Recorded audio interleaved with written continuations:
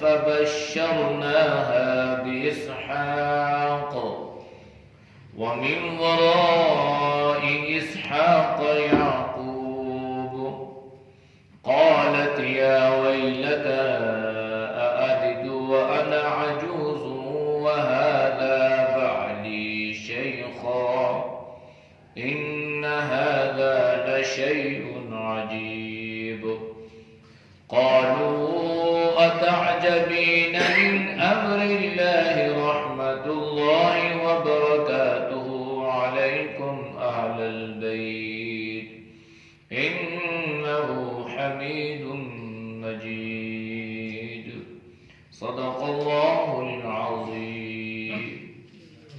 ترجمہ وَلَقَدْ اور بے شک جاءت آئے رسولنا ہمارے بھیجے ہوئے ابراہیم کے پاس بالبشرا ساتھ خوشخبری دینے. قالوا کہنے لگے سلام سلام. قال فرمایا سلام سلام ہو. فما لبثا پس نہ ٹھہرا ان جا کے لے آیا بعجل حنیذ ایک تلا ہوا بچڑا.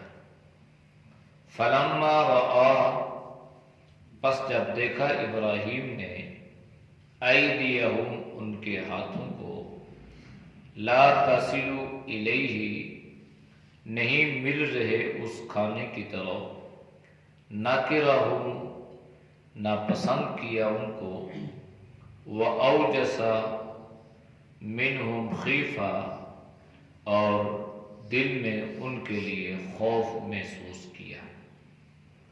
قالوا کہنے لگے لا تخف ڈریے مت انا ارسلنا بے شک ہمیں بھیجا گیا ہے الی قوم لوط کی طرف. وامرأتہ اور ان کی بیوی قائمۃ کھڑی تھی. فضحکت پس وہ ہنس پڑی. فبشرناہا پس اس کو بشارت سنائی باسحاق اسحاق کی. ومن ورائی اور پیچھے اسحاق کے یعقوب کی. قالت کہنے لگی یا ویلتا اے افسوس اعلد کیا میں بچہ جنوں گی وانا عجوز اور میں عاجز ہوں بڑھیا ہوں یا بانجھ ہوں. وہذا بعلی اور یہ میرا شوہر شیخن بوڑھا ہے. ان ھذا لشیء عجیب بے شک یہ عجیب چیز ہے. قالوا کہنے لگے اتعجبین کیا تو تعجب کرنے والوں میں سے ہے یا تعجب کرتی ہے من امر اللہ اللہ کے حکم کے بارے میں رحمت اللہ اس کی رحمت و برکاتہ اور اس کی برکتیں علیکم تم پر اہل البیت اے گھر والو انہ حمید مجید بے شک وہ بزرگی والا تعریف کیا ہوا ہے. ان آیات کا پچھلی آیات کے ساتھ تعلق یہ ہے کہ پچھلی آیات میں اللہ نے تفصیلاً قوم لوط کا ذکر فرمایا. پھر قوم لوط کی ہلاکت اور ان کی تباہی ان کی بربادی کس انداز سے ہوئی اللہ نے اس کا ذکر بھی فرمایا کہ اللہ نے قوم لوط پر ایسا عذاب مسلط فرمایا اور اس انداز سے اللہ نے ان کو ہلاک فرمایا کہ ان کا نام و نشان تک اللہ نے مٹا دیا. آج کے آیات میں اللہ نے حضرت ابراہیم علیہ السلام پر انسانی شکل میں فرشتوں کے آنے کا ذکر فرمایا ہے. رب وہی ہے کہ قوم لوط پر جب اللہ نے عذاب مسلط کرنے والے فرشتوں کو بھیجا تو اللہ نے ان فرشتوں کو پہلے جناب ابراہیم علیہ السلام کی خدمت میں بھیجا۔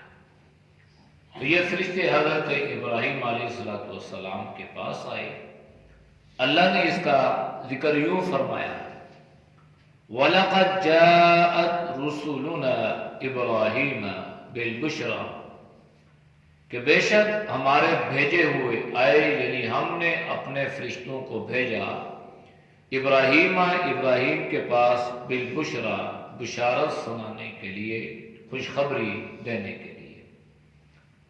جب یہ فرشتے جناب ابراہیم کے پاس آتے ہیں اور آ کے کہتے ہیں قالوا سلام، آپ کو سلام ہو، فرشتوں نے سلام کیا، تو حضرت ابراہیم علیہ السلام نے بھی سلام کا جواب دیا اور فرمایا قال سلام، تم پر بھی سلام ہو۔ سلام کے پورے الفاظ فرشتوں نے بھی دہرائے اور سلام کے پورے الفاظ حضرت ابراہیم علیہ السلام نے بھی دہرائے۔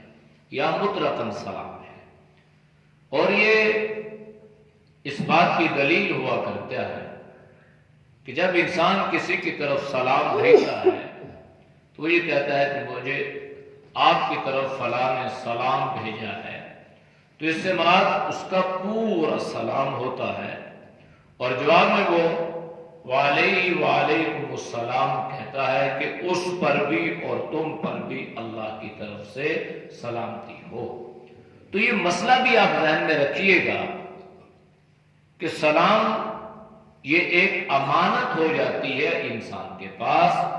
جب آپ کسی سے یہ کہہ دیتے ہیں کہ آپ نے فلاں کو میرا سلام دینا ہے، تو آپ نے حد الامکان یہ کوشش کرنی ہے کہ آپ اس کا سلام اس تک پہنچا دیں۔ اگر نہیں پہنچا سکے تو آپ اس کو بتا دیں کہ بھائی میں نے کوشش کی، یا مجھے موقع نہیں ملا، یا میری ملاقات نہیں ہوئی، یا میں جا نہیں سکا، لہذا میں آپ کا سلام پہنچا نہیں سکا۔ تو یہ ایک امانت ہوا کرتی ہے۔ تو جب آپ کی طرف کوئی سلام بھیجے تو آپ نے اس کا جواب کیا دینا ہے؟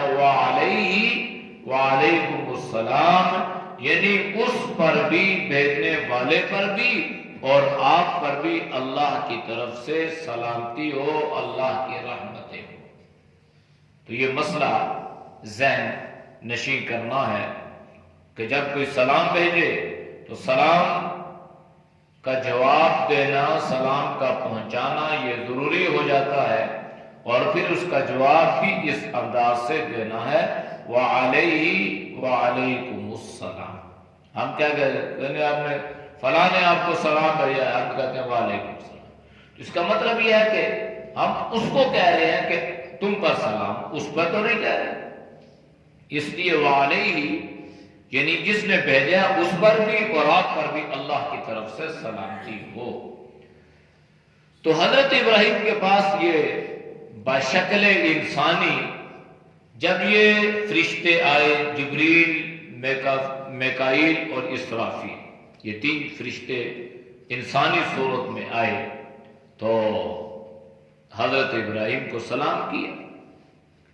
حضرت ابراہیم علیہ السلام نے سلام کا جواب دیا، اور سلام کا جواب دینے کے بعد حضرت ابراہیم علیہ السلام کا پہلا کیا عمل تھا؟ وہ یہ ہے فَمَا لَبِثَ أَن جَاءَ بِعِجْلٍ حَنِيذٍ، فَمَا لَبِثَ، پس وہ نہ ٹھہرا، دیر نہ کی، تاخیر نہ کی، ان جاء کے لے آیا ان کے پاس بعجل، ایک بچڑا حنیذ تلا ہوا۔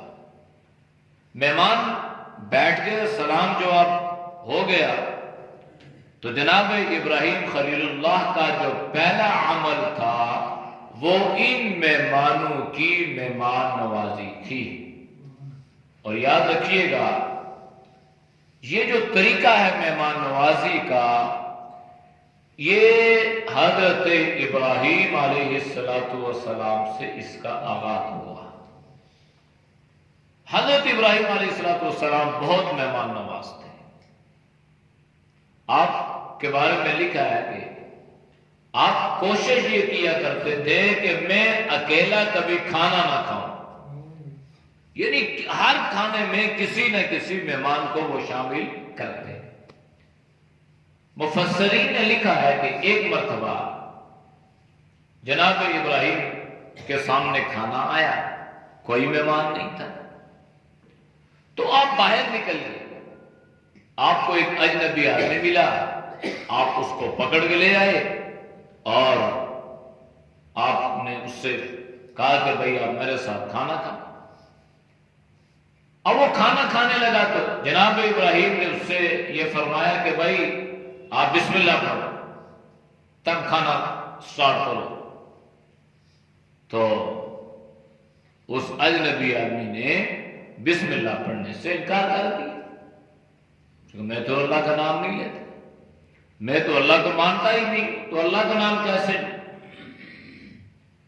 تو حضرت ابراہیم یہ سمجھے کہ یہ اللہ کا منکر ہے، کافر ہے، لہذا اس کو اپنے دسترخوان سے اٹھا دیا، جاؤ تمہارے لیے کھانا وانا کوئی نہیں، تم کافر ہو، اللہ کا نام لینے سے انکار کرتے ہو۔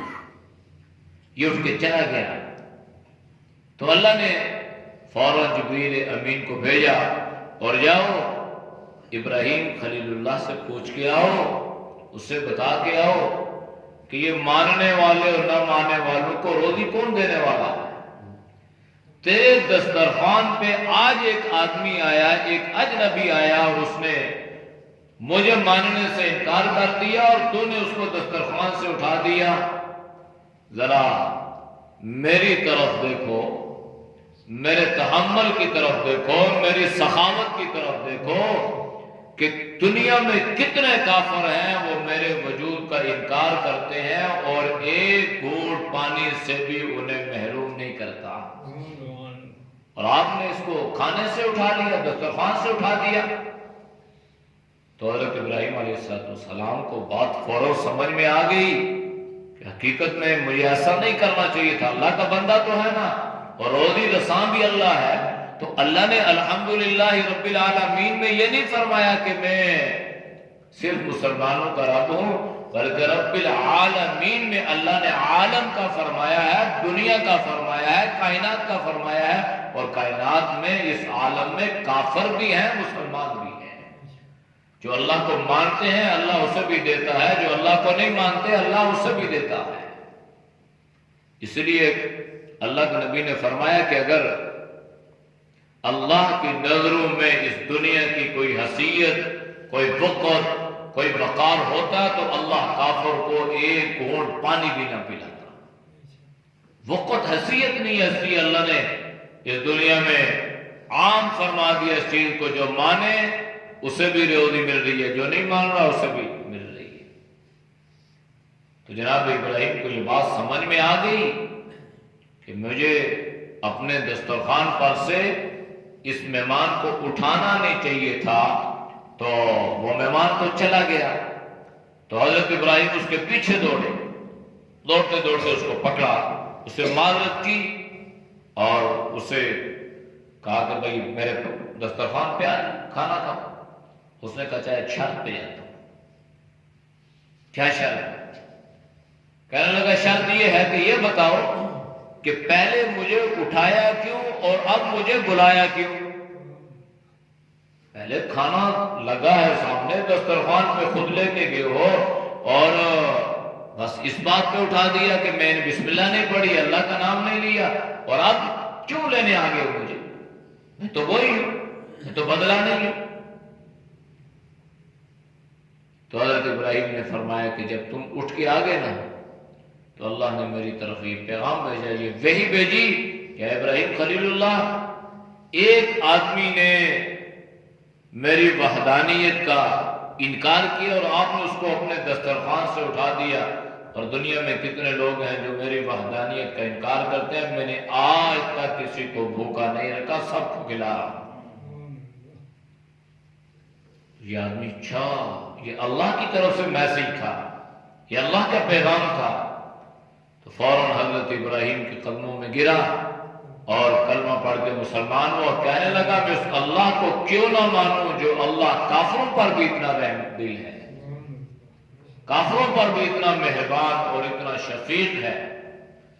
تو یہ حضرت ابراہیم علیہ السلام کی مہمان نوازی تھی، اور آپ صلی اللہ علیہ وسلم نے کیا فرمایا؟ اکرموا الضیوف، مہمانوں کا اکرام کیا کرو۔ مہمان آئے تو ماتھے کے اوپر بال نہیں آنا چاہیے۔ یہ جو مہمان ہوتے ہیں نا، مہمان، تو یہ انسان کی رزق میں وسعت کا ذریعہ بنتے ہیں۔ مہمان اللہ کی رحمت بن کے آتا ہے، اور جس گھر میں اللہ کی رحمتوں کا نزول ہوتا ہے اس میں رزق کی برکت ہوتی ہے، وسعت ہوتی ہے۔ برکت کی وجہ سے اللہ اس کو رزق میں کمی نہیں فرماتا بلکہ رزق کو بڑھا دیتا ہے۔ ہمارے ہاں معاملہ ہی تھوڑا سا الٹ ہے، ویسے عیاشی میں، فضولیات میں خرچ کریں گے، مہمان آئے گا تو اس کا اکرام نہیں کریں گے۔ پھر اگر کوئی مہمان آ بھی گیا تو پھر اس کے بارے میں اس کا معیار قائم کریں گے کہ آنے والا کس سٹیٹس کا ہے، کس سٹینڈرڈ کا ہے، میرے اس کے ساتھ کیا ریلیشن ہے، میرا اس کے ساتھ کیا لنک ہے، کیا تعلق ہے۔ اگر کوئی زیادہ ہوا تو اس کو زیادہ پروٹوکول دیں گے، اگر کوئی بیچارہ ایسا ہی ہوا تو بس ٹھیک ہے، اس کو ویسے ہی تنخواہ دیں۔ یہ بات مہمان کو مہمان سمجھ کے جو اللہ نے توفیق دی ہے اس کی آپ خدمت کریں، اور اس نیت سے کریں کہ یہ رحمت بن کے آیا ہے اور اس کی وجہ سے اللہ میرے رزق میں اضافہ فرمائے گا۔ اور پھر مہمانوں میں بھی فرق ہوتا ہے۔ مہمان ایک وہ ہوتے ہیں جو دیندار ہوتے ہیں، اور ایک وہ ہوتے ہیں جو بے دین ہوتے ہیں۔ دیندار کا اکرام کرنا، اس کا ادب و احترام کرنا اس کے دین کی وجہ سے، اس پہ اللہ دوہرا اجر عطا فرماتا ہے، دوہرا اجر اللہ عطا فرماتا ہے کہ بھائی دیندار آدمی ہے، اس کا اکرام کریں گے، وہ عبادت کرے گا، وہ دعائیں کرے گا، وہ نماز کی پابندی کرے گا، اس کا آنا ہی انسان کے گھر میں رحمت اور برکتوں کا ذریعہ بن گیا۔ اور بے دینوں کی وجہ سے انسان کے گھر میں بے دینی کے آثار پیدا ہوتے ہیں۔ ایک صحابی نبی علیہ السلام کی خدمت میں آئے، بڑی عجیب روایت ہے۔ فرمایا اللہ کے نبی، جتنی محنت مزدوری کام کاج محنت مشقت پہلے کرتا تھا نا، اب بھی اتنی ہی کرتا ہوں۔ پہلے گزارا ہوتا تھا، اب ہوتا نہیں۔ جب اس زمانے میں آج کے دور کی طرح نہیں تھا کہ صبح بھاؤ کچھ اور ہے، رات کو اور ہے، دوسرے دن اور ہے، تیسرے دن اور ہے، مہنگائی میں انسان پستا ہے، ایسا نہیں تھا۔ بس ایک ترتیب میں جو بنی ہے سالہ سال اسی ترتیب سے لوگ چل رہے ہیں۔ غلہ، مال، مویشی، اجناس، یہ چیزیں انسان کے جو ہے ملک کی معیشت کو مضبوط کرنے کا ذریعہ بنتی تھی۔ تو اب اس نے عجیب سوال کر دیا کہ محنت جتنی پہلے تھی اب بھی اتنی ہے، پہلے گزارا ہوتا تھا اب ہوتا نہیں۔ یعنی اگر 1 روپیہ پہلے ملتا تھا نا، کھانے والے بھی اتنے، پینے والے بھی اتنے، 1 روپیہ اب ملتا ہے، کھانے والے اتنے ہی ہیں لیکن برکت نہیں ہے، مال کم پڑ جاتا ہے۔ تو اللہ کے نبی نے فرمایا کہ تیرے گھر میں کوئی بے نمازی ہوگا، تیرے گھر میں کوئی بے نمازی ہوگا۔ تو وہ تو صحابی تھے، گھر میں کیسے بے نمازی، وہ تو تصور بھی نہیں تھا۔ تو فرمانے لگے اللہ کے نبی، اللہ کا شکر ہے ہمارے گھر میں کوئی بھی بے نمازی نہیں ہے، سارے نماز کے پابند ہیں۔ تو فرمایا کہ تیرے گھر میں کوئی بے نمازی آیا ہوگا، تیرے گھر میں کوئی بے نمازی آیا ہوگا۔ تو سوچنے لگے اللہ کے نبی میرا تو تعلق صحابہ کے ساتھ ہے، ایماندار لوگوں کے ساتھ ہے، وہ تو سارے صوم و صلات کے پابند ہیں، نماز کے پابند ہیں، تو کوئی ایسا آدمی میرے گھر میں مہمان بھی نہیں آیا جو بے نمازی ہوگا۔ تو معلوم یہ ہوا کہ یہ بے نمازی مہمان کے آنے کی وجہ سے بھی گھر میں سے اللہ رزق میں برکت اٹھا لیتا ہے۔ یہ بے نمازی کی اتنی نحوست ہوتی ہے۔ تو فرمایا تیرے گھر کے سامنے سے کوئی گزرا ہوگا اور اس کی نظر تیرے گھر میں پڑی ہوگی، تو وہ صحابی کہنے لگے ہاں اللہ نبی یہ بات میں نے بھی محسوس کی ہے۔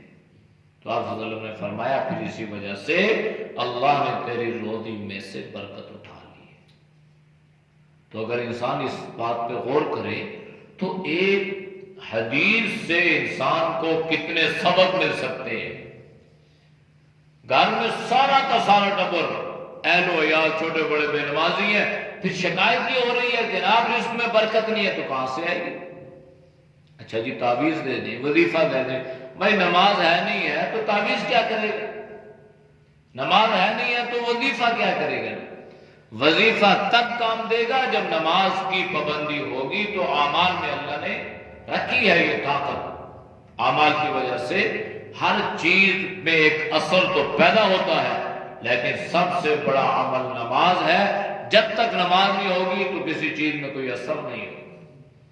تو اس لیے گھر میں اگر خدا نخواستہ بے برکتی ہو تو آپ گھر میں یہ کہہ سکتے ہیں کہ بھائی جب تک نماز نہیں پڑھو گے، میرے نبی کا یہ پیغام ہے، یہ فرمان ہے کہ گھر میں برکت نہیں آئے گی۔ نماز پڑھو اللہ کا حکم سمجھ کر، پھر دیکھنا کہ اللہ گھر میں برکتوں اور رحمتوں کا کس طرح نزول فرماتا ہے۔ تو حضرت ابراہیم نے کیا فرمایا؟ سلام جواب ہوا، حضرت ابراہیم اٹھے اور آپ نے زیادہ دیر نہیں کی، انجا بعجل حنیذ، ایک تلا ہوا بچڑا مہمانوں کے سامنے لا کے رکھ دیا۔ اسے یہ بھی معلوم ہوا کہ مہمان تو اللہ کی رحمت ہے، لیکن میزبان کو بھی چاہیے کہ وہ زیادہ اتنے تکلف میں نہ پڑ جائے کہ مہمان بھوکا بیٹھا انتظار کرتا رہے اور میزبان صاحب تکلف میں پڑے ہوئے ہیں اور مہمان بیچارہ پتہ نہیں کیا سوچ رہا ہوگا۔ اس لیے جس قدر ممکن ہو، جتنے جلدی ممکن ہو، سلام دعا خیر خیریت کے بعد جو آپ کے گھر میں بغیر کسی تکلف کے، محنت کے، مشقت میں جو ہو، اپنی استطاعت کے مطابق مہمان کے ساتھ جو میسر ہو، آسانی ہو، سہولت ہو۔ یہ نہیں ہے کہ انسان مہمان کے اکرام میں اسراف سے بڑھ جائے، یہ بھی نہیں ہے۔ اس سے بھی شریعت نے منع فرمایا اور فرمایا ان المبذرین کانوا اخوان الشیاطین۔ ہر چیز کو ایک اعتدال، بیلنس اسلام نے مقرر فرمایا ہے۔ تو حضرت ابراہیم نے دیر نہیں کی، آپ نے فوراً گئے اور آپ نے ایک بچڑا تلا ہوا مہمانوں کے سامنے پیش کیا۔ پھر کیا ہوا؟ فَلَمَّا رَأَىٰ أَيْدِيَهُمْ لَا تَصِلُ إِلَيْهِ، بھائی سامنے بھنا ہوا بکرا ہو، مہمان ہو اور اس کی طرف انسان ہاتھ نہ بڑھائے تو انسان کیا محسوس کرے گا؟ ہماری طرح نہیں ہے کہ کھانا لگا اور انسان ٹوٹ پڑا اور یوں لگتا ہے جیسے پتہ نہیں کبھی کھانا کھایا ہی نہیں۔ آپ دیکھتے ہیں یہ بڑے بڑے حال اور شادیوں میں بڑے مہذب لوگ ہوتے ہیں نا، پڑھے لکھے لوگ ہوتے ہیں، طریقے سلیقے والے لوگ ہوتے ہیں، لیکن ایسے جب برتن کھلتا ہے ٹک ٹک تو ایسے دوڑتے ہیں کہ جیسے کبھی ملا ہی نہیں، اور صبر کا مادہ ہے ہی نہیں ہے، اور ہر آدمی یوں پلیٹ بھرتا ہے کہ جیسے اس کو دوبارہ نہیں ملے گا۔ اور بعد میں کیا نقصان کیا ہوتا ہے کہ وہ کھانا ہرس میں تو وہ پلیٹیں بھر لی، بعد میں وہ کھا نہیں سکتا اور وہ سارا کھانا ضائع ہوتا ہے۔ تو یہ بھی گناہ ہے۔ آپ کھائیں، کھانے کے لیے آپ کو بلایا ہے، آپ کے لیے کھانے کا انتظام کیا گیا ہے، آپ کو ملے گا، لیکن 1 منٹ صبر کر، 2 منٹ صبر کر۔ بھائی سارے ٹوٹ پڑتے ہیں، بھائی آرام سے، کسی کے کپڑے گندے، کسی کے کیا، اچھا ایسے بغلوں میں نان روٹیاں بغلوں میں رکھی ہوئی ہیں پلیٹیں۔ اب تو تھوڑا شکر ہے ٹرینڈ بدلا ہے، پہلے تو ہمارے ہاں عجیب روایات کا ہے کہ کھڑے ہو کے کھانا کھانے کو ماڈرن آدمی ہے جی، بڑا مہذب آدمی ہے جو کھڑا ہو کے پیشاب کرے گا اور کھڑا ہو کے کھانا کھائے گا۔ پھر پتہ چل گیا کہ بھائی کھڑے ہو کے کھانا کھانا یہ مہذب کام نہیں ہے، یہ شاستری نہیں ہے، یہ تو حیوانی طریقہ ہے، یہ تو حیوان ڈنگر کھڑا ہو کے کھانا کھاتا ہے۔ انسان تو کھڑا ہو کے کھانا نہیں کھاتا، اس کے لیے تو شریعت نے ایک طریقہ متعین کیا، پھر ٹرینڈ چینج ہوا، اب اللہ کے فضل سے اس چیز پہ آ چکے ہیں۔ تو ہم جب کہتے تھے نا بھائی کھانا بیٹھ کے کھاؤ، کرسی پہ بیٹھ جاؤ، چیئر پہ بیٹھ جاؤ، صوفے پہ بیٹھ جاؤ، ٹیبل پہ بیٹھ جاؤ، ڈائننگ بیٹھ کے کھاؤ بھائی کھانا، کہتے تھے مولویوں کو کیا پتہ ہے، پرانے زمانے کی باتیں کرتے ہیں، دنیا چاند پہ پہنچ گئی ہے، آج یہ کہتے ہیں کھانا بیٹھ کے کھاؤ، بھائی ہوا میں کھڑے ہو کے کھاؤ، ہمیں کیا نقصان ہے، بھائی کھا خود نہیں سکتے، ایک ہاتھ ادھر ہے ایک ادھر ہے، ایک میں پلیٹ ہے، ادھر سے ناک توڑ رہے ہیں، عجیب صورتیں سامنے آتی تھیں، آپ تو خیر دیکھتے رہتے ہوں گے، تو اس لیے جو ہے یہ شریعت نے ایک توازن قائم کی ہے، ہر جگہ ایک اعتدال ہے۔ اب کھانا سامنے ہے تو وہ جو فرشتے تھے نا، لا تصل الیہ، اس کھانے کی طرف ہاتھ تو کیا وہ دیکھ ہی نہیں رہے، ہاتھ ہی نہیں بڑھا رہے۔ جب حضرت ابراہیم علیہ السلام نے دیکھا کہ بھائی کھانا کھا ہی نہیں رہے، کھانے کی طرف ہاتھ ہی نہیں بڑھا رہے، ناکرہ ہو، حضرت ابراہیم کو یہ کھٹکا گزرا، یہ بات محسوس کی کہ بھائی یہ مسئلہ کیا ہے۔ تو اس زمانے کا ایک اصول اور رواج یہ تھا کہ اگر کوئی مہمان کھانے کی طرف ہاتھ نہ بڑھاتا تو یہ سمجھا جاتا تھا کہ یہ مہمان نہیں ہے، یہ کوئی دشمن ہے اور مجھے کوئی شر پہنچانے کے لیے آیا ہے۔ تو جب انہوں نے ہاتھ نہ بڑھائے، ابراہیم علیہ السلام نے اس کو محسوس کیا، جس کو ہم کہتے ہیں مائنڈ کیا، تو وہ اوجس منہم خیفہ، حضرت ابراہیم دل میں ڈرے، اور دل میں جب ان کا وہ خوف اور ڈر پیدا ہوا نا، اس کے آثار ان کے جسم پر ظاہر ہو گئے۔ یہ آج بھی اور پرانے زمانوں میں بھی لوگ بڑے تیز ہوتے تھے، کہتے ہیں نا نبض دیکھ کر بیماری پہچان لیتے تھے، اور چہرہ دیکھ کر اس کے حالات کا جائزہ لے لیتے تھے۔ آج کے زمانے میں بھی کہتے ہیں فیس ریڈنگ، کہ انسان چہرہ دیکھ کے پہچان لیتا ہے کہ یہ کس قسم کا آدمی ہے، اچھا ہے برا ہے، اس کی نیت کیا ہے کیا نہیں ہے۔ تو جب حضرت ابراہیم علیہ السلام ڈرے، دل میں خوف محسوس کیا، تو اس ڈر کے آثار ان کے چہرے پر جب ظاہر ہوئے نا، تو فرشتے بول پڑے۔ فرشتوں نے حضرت ابراہیم سے فرمایا قالوا لا تخف، ڈریے مت، خوف مت کریں، گھبرانے کی ضرورت نہیں ہے، انا ارسلنا الی قوم لوط، اصل میں اللہ نے ہمیں قوم لوط پر عذاب مسلط کرنے کے لیے بھیجا ہے۔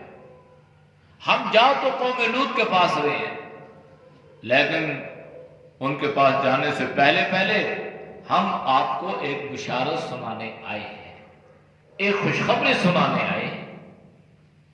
وہ کیا تھی؟ وہ یہ تھی کہ اللہ آپ کو لڑکا عطا فرمائے گا، اللہ آپ کو بچہ دے گا، اللہ آپ کو اولاد کی نعمت عطا فرمائے گا۔ اچھا، حضرت ابراہیم علیہ السلام کی جو بیوی تھی حضرت سارہ، وہ اس وقت پردے میں تھی، جب تک ان پر یہ حالت ظاہر نہیں ہوئی کہ یہ انسان ہے یا فرشتے ہیں۔ جب انہوں نے بتا دیا نا کہ ہم فرشتے ہیں اور اللہ نے ہمیں قوم لوط کی طرف بھیجا ہے، ہم کھانے وانے سے پاک صاف ہیں، ہم انسان نہیں ہیں، ہمیں اللہ نے انسانی شکل میں بھیجا ہے، تو اس وقت جو حضرت سارہ تھی نا، حضرت ابراہیم علیہ السلام کی بیوی، وَامْرَأَتُهُ قَائِمَةٌ، وہ پردے میں کھڑی تھی۔ جب فرشتوں کی یہ بات سنی تو فَضَحِكَتْ، وہ اس پر ہنس پڑی، مسکرا پڑی، یعنی ہنس گئی کہ حضرت ابراہیم کی طرف دیکھو، یہ ان کو کھانا کھلا رہا ہے اور یہ کھانے کی طرف ہاتھ نہیں بڑھا رہا۔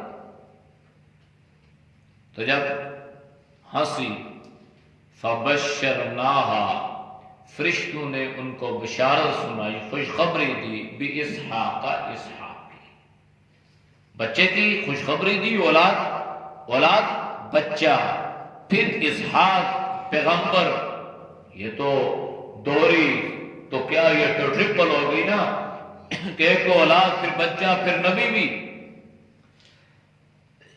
فرمایا وَمِن وَرَاءِ اسحاق یعقوب، اتنا لمبا چوڑا اللہ نے حسب نسب اور ایسی خوشخبری سنائی کہ اللہ تمہیں اسحاق عطا کرے گا، پھر اسحاق کی اولاد میں سے اللہ یعقوب کو پیدا کرے گا اور یعقوب کا لقب بنی اسرائیل ہوگا اور بنی اسرائیل میں اللہ 18,000 نبیوں کو بھیج دے گا. ایسی لمبی چوڑی خوشخبری سنا دی. یہ خوشخبری سنائی تو ان کی بیوی کہنے لگی قالت یا ویلتا، یار افسوس ہے تمہارے اوپر، افسوس ہے کیسی باتیں کر رہے ہو. یعنی یا ویلتا یہ معنی ویسے تو ہلاکت کے معنی میں، لیکن عرب میں یہ لیتا لعل یہ کاش کے معنی میں جاتے، کہتے ہیں اے کاش. تو کہنے لگی یا ویلتا اے افسوس، آلیدو وانا عجوز وہذا بالی شیخا، تمہارے اوپر مجھے افسوس ہے، کیسی باتیں کر رہے ہو کہ میں بچہ جنوں گی. آلیدو میں کیسے بچہ جنوں گی؟ صورتحال یہ ہے کہ وانا عجوز، میں اس سے عاجز ہوں، میرے اندر پانچ پن ہے، بوڑھی ہو چکی ہوں. وہذا بالی شیخا، اور یہ میرا خامن بھی کیا ہے؟ بوڑھا ہے. حضرت ابراہیم کی عمر اس وقت 90 سال، حضرت سارہ کی عمر 70 سال، حضرت زکریا کی عمر 120 سال، ان کی بیوی کی عمر 90 سال. تو اللہ جب چاہے جس وقت چاہے بے موسمی اولاد دے کر اللہ اپنی طاقت اور قدرت کا اظہار فرما کر یہ بتلاتا ہے کہ میں یہ بھی کر سکتا ہوں. اس کو کہتے ہیں بے موسمی اولاد. موسم نہیں ہے اولاد، لیکن اللہ جب دینا چاہے تو اللہ کے کسی موسم کا پابند نہیں ہے. تو کہنے لگی بھائی میری 70 سال عمر بھی ہے، بوڑھی بھی ہو چکی ہوں، پانچ پان بھی ہے، تو اولاد کیسے ہوگی؟ اور یہ میرا خاوند 90 سال کا بوڑھا بھی کیسے اولاد ہوگی؟ ان ھذا لشیء عجیب، یہ بڑی عجیب بات ہے. تو عجیب باتیں کرتے اولاد ہوگی، اولاد کیسے اولاد ہوگی؟ قالوا تعجبین، فرشتوں نے کہا کیا تم تعجب کرتی ہو من امر اللہ، اللہ کے حکم کے بارے میں؟ اس کو نہ سمجھو کیسے ہوگی، یہ دیکھو کہ حکم دینے والا کون ہے. بس پیغام کس نے دی ہے، کرنے والا کون ہے، طاقت والا کون ہے، قدرت والا کون ہے، حکمتوں کا مالک کون ہے، اس کی طرف دیکھو. اپنے بڑھاپے کی طرف نظر مت کرو، اللہ کی قدرت اور اللہ کی طاقت کی طرف نظر کرو. رحمت اللہ، وہ اس اللہ کی رحمتیں بھی ہیں، وبرکاتہ اس کی برکتیں بھی ہیں، علیکم تم پر، اہل البیت ہے گھر والوں. یعنی حضرت ابراہیم کا گھر رحمتوں اور برکتوں کا مسکن بن گیا. اور پھر یوں اللہ نے مسکن بنایا اس گھر کو کہ اللہ نے بیت اللہ ان سے آباد کروایا. بیت اللہ کا مربی، معلم، مدرس اللہ نے حضرت ابراہیم خلیل اللہ کو بنایا.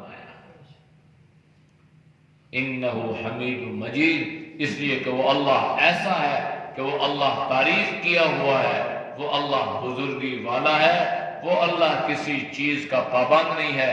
جب وہ اللہ کسی کو کوئی چیز دینے پہ آتا ہے تو اس کے لیے عمر کی قید نہیں ہے، موسم کی قید نہیں ہے، صحت کی قید نہیں ہے، جوانی کی قید نہیں ہے. جب چاہے جس حالت میں دے دے، اس لیے اسی کو اللہ کہتے ہیں، اور وہ اللہ اس طرح کرنے پر قادر بھی ہے.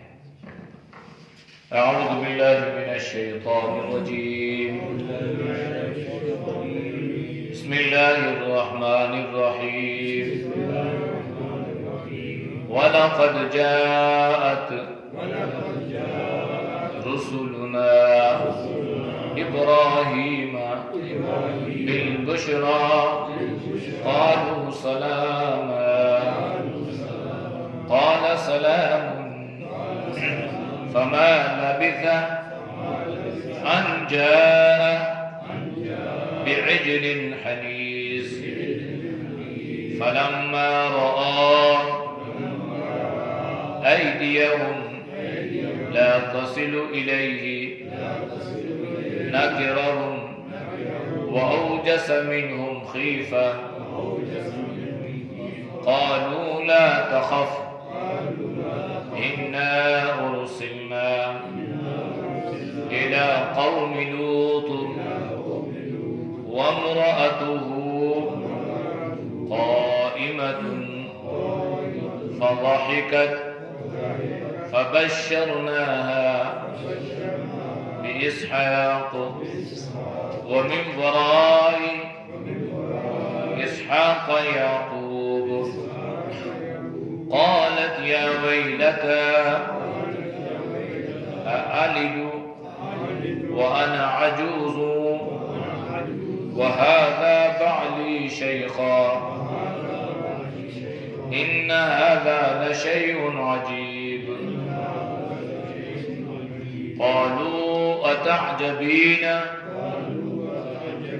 من أمر الله رحمة الله وبركاته عليكم أهل البيت إنه حميد مجيد